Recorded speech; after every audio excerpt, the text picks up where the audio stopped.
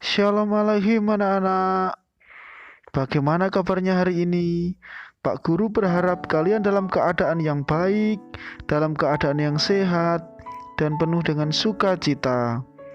Kita harus bersyukur kepada Tuhan karena Dia yang memberikan segalanya bagi kita. Baik anak-anakku, sebelum kita belajar, alangkah baiknya kita akan berdoa kepada Tuhan supaya Dia memberikan hikmat, kecerdasan, dan kepandaian. Anak-anakku bisa berdoa sendiri atau bisa dibimbing oleh orang tua masing-masing.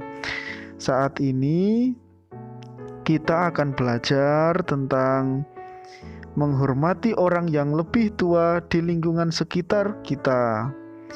Nah, anak-anakku, kita akan melihat tujuan dari pembelajaran kita hari ini, di mana siswa mampu menceritakan contoh menghormati orang yang lebih tua yang terdapat dalam Alkitab. Anak-anakku nanti akan bisa membaca dan bisa menyimaknya dengan baik-baik.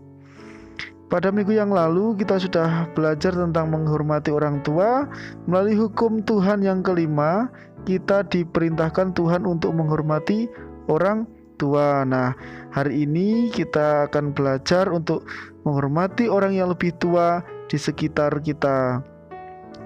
Orang tua bukan hanya ayah dan ibu saja, tetapi orang yang lebih tua, misalnya kakek dan nenek, paman dan bibi, termasuk tetangga kita yang lebih tua dari kita ya.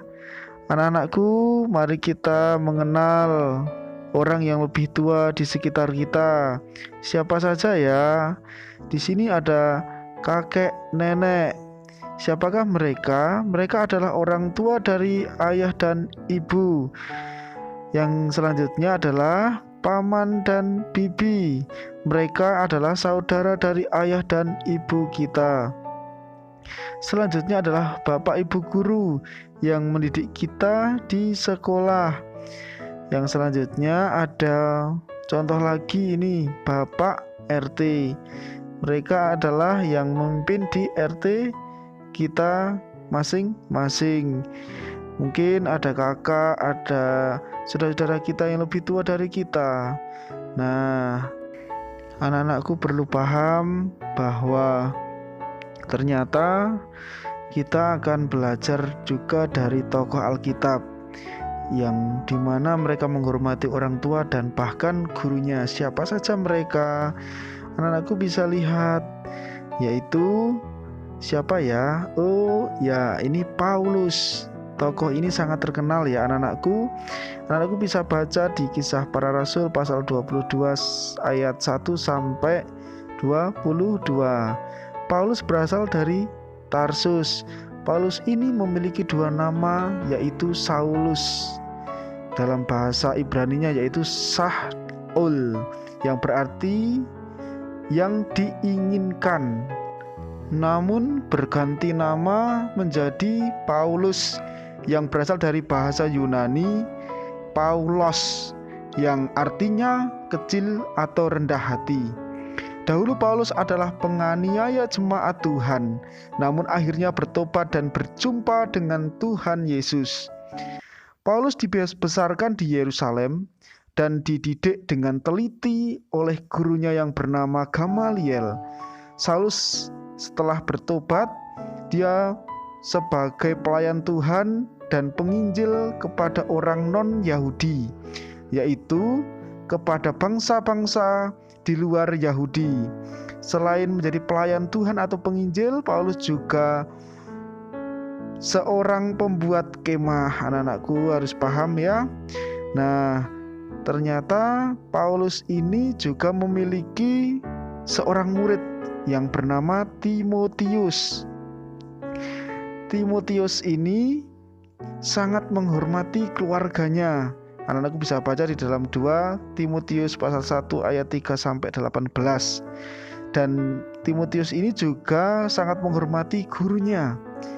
Ibu Timotius bernama Eunike, nenek Timotius bernama Lois. Timotius dididik untuk menjadi orang yang taat kepada Tuhan. Baik Paulus maupun keluarganya mendidik Timotius dengan sangat teliti dan dengan sangat baik. Anak-anakku yang dikasihi Tuhan, jadi pada akhirnya Paulus dan Timotius ini adalah contoh orang-orang yang menghormati orang tua yang ada di sekitar mereka. Anak-anakku yang Bapak Guru kasihi, di sini anak-anakku perlu mengerjakan tugas. Ya, tuliskan sikap yang pernah dilakukan tentang menghormati orang yang lebih tua di lingkungan sekitarmu. Minimal 5 ya anak-anakku.